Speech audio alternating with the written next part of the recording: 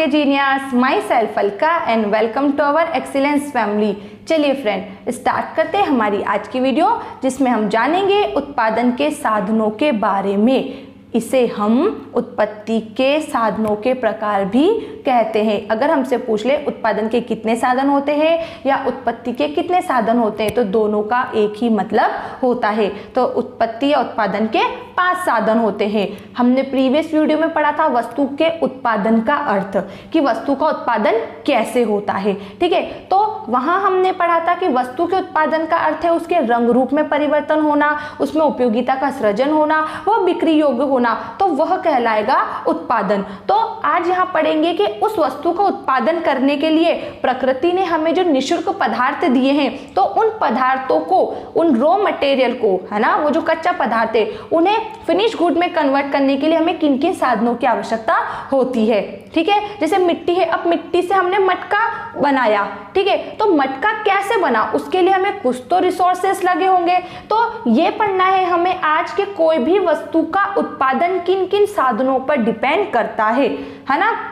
तो लिखा है यहाँ, कोई भी वस्तु स्वयं से नहीं बनती, उसको बनाने के लिए जिन साधनों को प्रयोग में लाया जाता है उन्हें उत्पत्ति के साधन कहते हैं, और इन्हें 5 भागों में बांटा गया है। कौन कौन से हैं? भूमि, श्रम, पूंजी, साहस एंड लास्ट है फ्रेंड्स इसमें संगठन। तो ऑब्जेक्टिव भी आता है कि उत्पत्ति के कितने साधन होते हैं या उत्पादन के कितने साधन होते हैं। तो उत्पत्ति या उत्पादन के 5 साधन होते हैं, भूमि, श्रम, पूंजी, साहस और संगठन।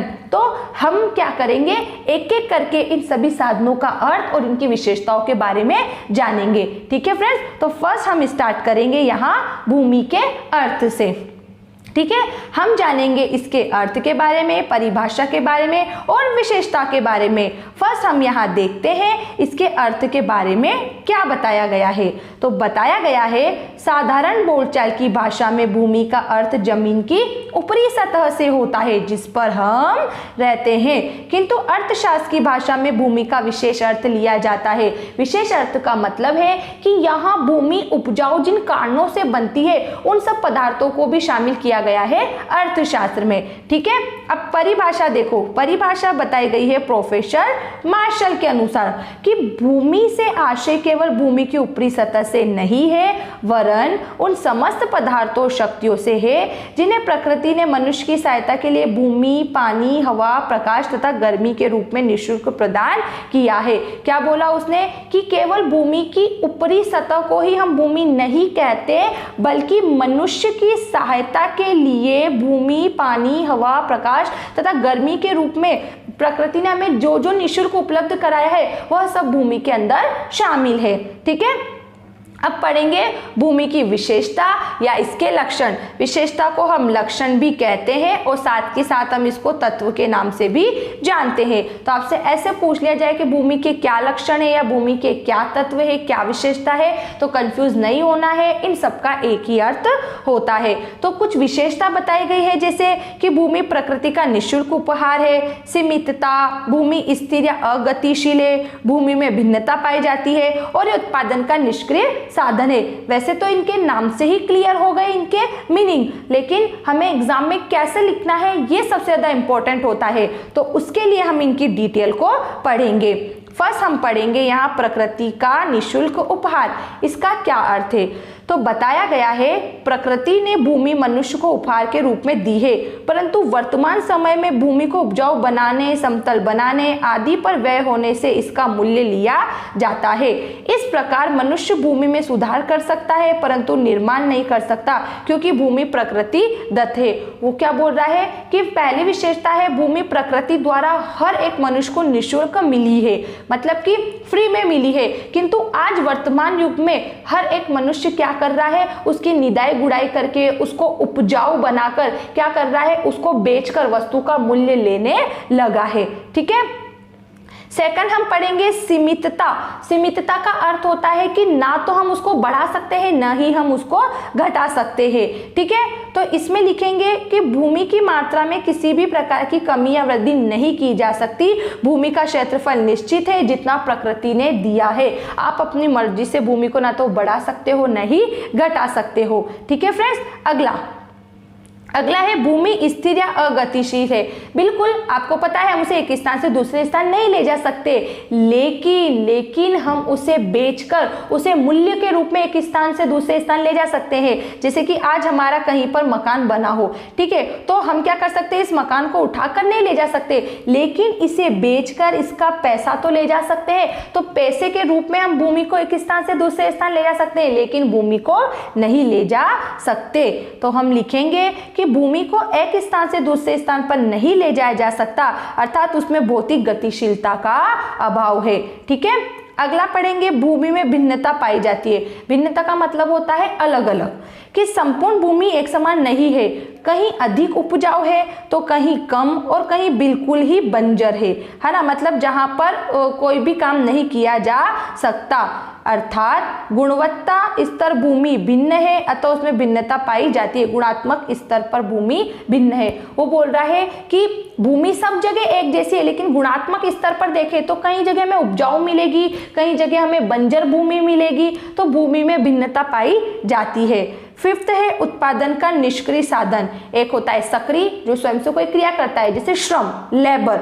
मनुष्य क्या करते हैं, स्वयं से कार्य करते हैं, लेकिन भूमि क्या है, निष्क्रिय, जो स्वयं से कोई क्रिया नहीं करती।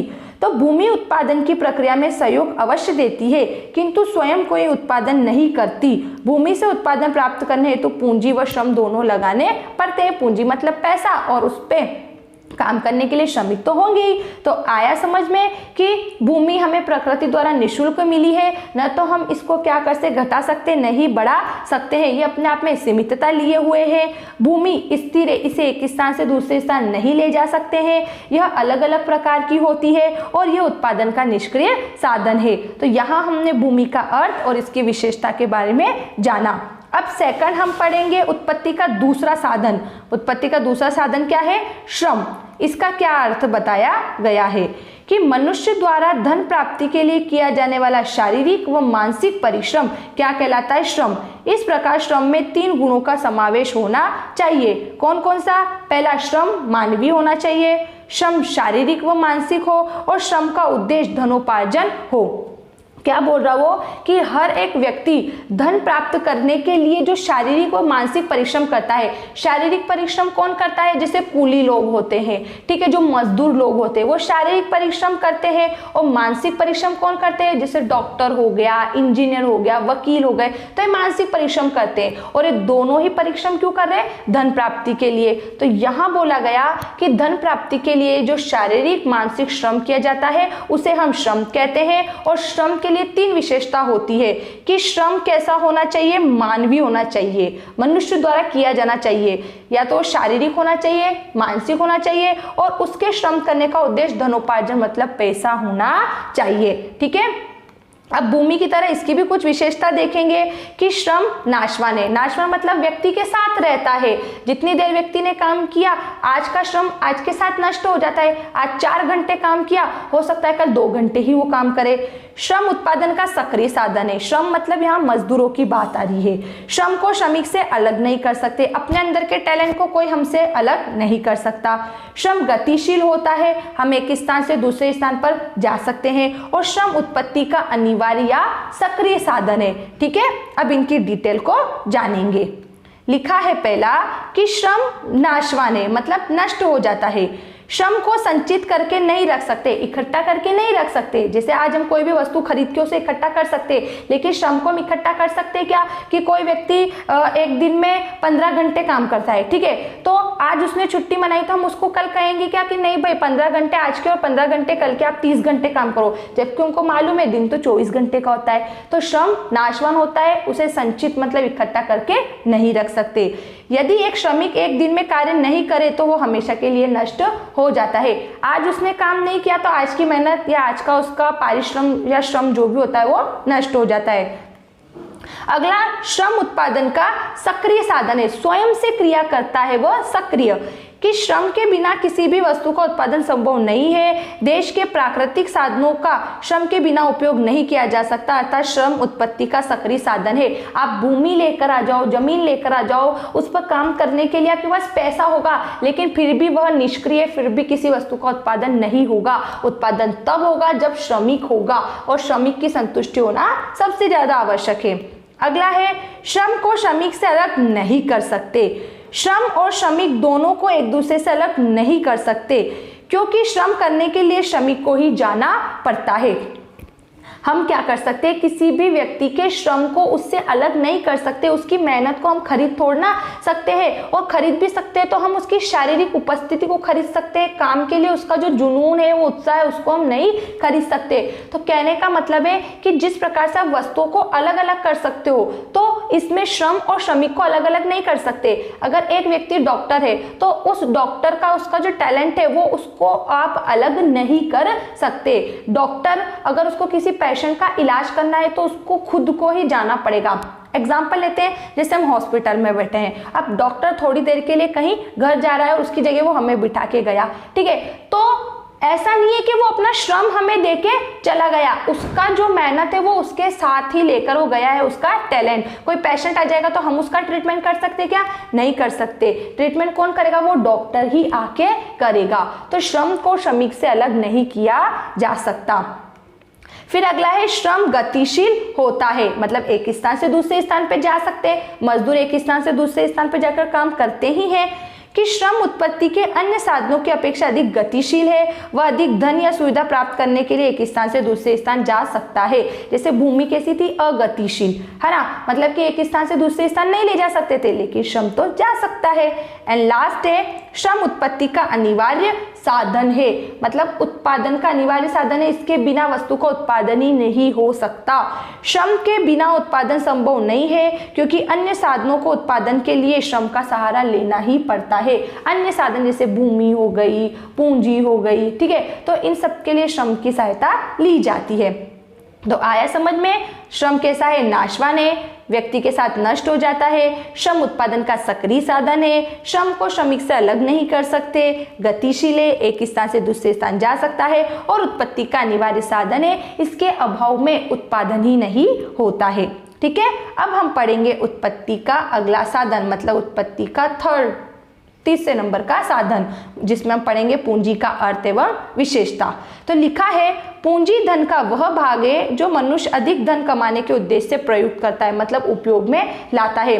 व्यक्ति की आय का वह भाग, व्यक्ति की आय का वह भाग जिसे वह बढ़ाने के लिए दूसरे कामों में खर्च करता है, उसे हम क्या कहते हैं? पूंजी कहते हैं। ठीक है, पूंजी की विशेषता यहाँ पर 4 बताई गई है। जैसे पहली बताई गई, पूंजी उत्पादन का अनिवार्य साधन है। पैसा नहीं होगा तो क्या होगा? श्रमिक को क्या देंगे हम? मजदूरी, मतलब वो जो हमारे यहाँ पे श्रम कर रहा है तो उसको पैसे कहाँ से देंगे? ठीक है, तो श्रम उत्पादन का अनिवार्य साधन है, सॉरी श्रम नहीं, पूंजी। पूंजी उत्पादन का निष्क्रिय साधन है, ठीक है, मतलब स्वयं से कोई क्रिया नहीं करता। पूंजी में गतिशीलता है और पूंजी नाशवान है। ठीक है, अब इनकी डिटेल देखेंगे। फर्स्ट है, पूंजी उत्पादन का अनिवार्य साधन है। आधुनिक युग मशीनीकरण का युग है, इसमें विशाल पैमाने पर उत्पादन होने से बिना पूंजी के हम इसकी कल्पना भी नहीं कर सकते। मतलब आज वर्तमान युग में कैसा युग हो गया? मशीनीकरण। आज हर एक वस्तु मशीनों से बनने लगी है, तो उन मशीनों को खरीदने के लिए हमें पूंजी की आवश्यकता तो होगी, इसलिए बोला गया कि पूंजी उत्पादन का अनिवार्य साधन है। सेकेंड, पूंजी उत्पादन का निष्क्रिय साधन है। निष्क्रिय मतलब जो स्वयं से कार्य नहीं करता। पूंजी का अपने आप में कुछ महत्व नहीं है, अर्थात बिना भूमि और श्रम की सहायता के वह बेकार है। पैसा है, आपके पास जमीन है, ठीक है, और आपके पास श्रमिक भी है, लेकिन आपके पास पैसा नहीं है, तो श्रम और भूमि दोनों क्या है? बेकार है। ठीक है, एंड अगला है, इसमें पूंजी में गतिशीलता है। पूंजी को हम सरलता से एक स्थान से दूसरे स्थान पर अधिक लाभदायक स्थान पर ले जा सकते हैं। हम पैसों को एक स्थान से दूसरे स्थान पर ले जाकर जहां हमको सही लगे वहां इन्वेस्ट करके क्या कर सकते हैं? प्रॉफिट अर्न कर सकते हैं। एंड लास्ट है, पूंजी नाशवान है। पूंजी का लगातार उपयोग करके वह नष्ट हो जाती है, जैसे भवन, मशीनें आदि में मरम्मत करने के पश्चात भी उन्हें बदलना पड़ता है। क्या है, पूंजी नाशवान है। जैसे आज आपके पास कैसे 50,000 रुपये हैं, अब 50,000 रुपये की आप कोई मशीन लेकर आ गए और वो मशीन खराब हो गई, तो आपका पैसा क्या हो गया, नष्ट हो गया, एकदम फिक्स तो नहीं रहा ना, आपको मरम्मत कराने के लिए कुछ और पैसा लगाना पड़ेगा। तो आया समझ में कि पूंजी उत्पादन का अनिवार्य साधन है, निष्क्रिय साधन है, गतिशील है और नाशवान है। अब लास्ट के 2 उत्पत्ति के साधन हम और पढ़ेंगे, जिसमें 4th हमारा संगठन है और 5th हमारा साहस है।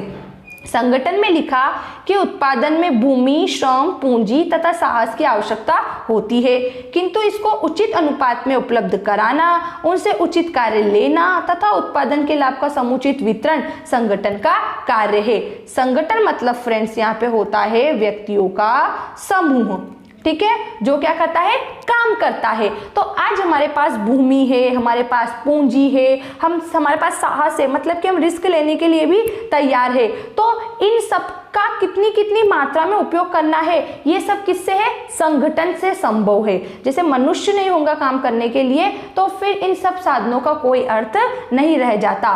तो ये बोल रहा है कि उत्पत्ति के जो साधन है उन साधनों को कितनी मात्रा में उपयोग करना है, किस तरीके से करना है, ये सब संगठन के ऊपर निर्भर करता है। तो इसकी एक डेफिनेशन पढ़ लेते हैं कि उत्पादन के समस्त साधनों को ठीक अनुपात में इकट्ठा कर अत्यधिक उत्पादन करने के प्रयत्नों को संगठन कहते हैं। तो ये जो संगठन है यही तो क्या करेगा, सब साधनों का अच्छे से उपयोग करेगा। एंड लास्ट है साहस। व्यवसाय में होने वाली जोखिम को वहन करना साहस कहलाता है और जो व्यक्ति ये जोखिम वहन करता है वह साहसी कहलाता है। मतलब कि जोखिम, नो रिस्क नो गेन, जब तक हम रिस्क नहीं लेते तब तक हम बिजनेस नहीं कर पाएंगे। तो बोल रहा है कि व्यवसाय में जो नुकसान होते हैं उस नुकसान को जो व्यक्ति वहन करता है वो कहलाता है साहसी, और व्यवसाय में नुकसान होना, जोखिम होना साहस कहलाता है। तो फ्रेंड्स, आया आपको समझ में उत्पत्ति और उत्पादन के 5 साधन। अब अगर आपको इसमें से किसी भी साधन में कोई भी डाउट होता है या इनकी विशेषता को लेकर डाउट होता है तो कमेंट्स बॉक्स में लिखकर दूर करना है। ठीक है friends, thanks for watching this video, bye bye.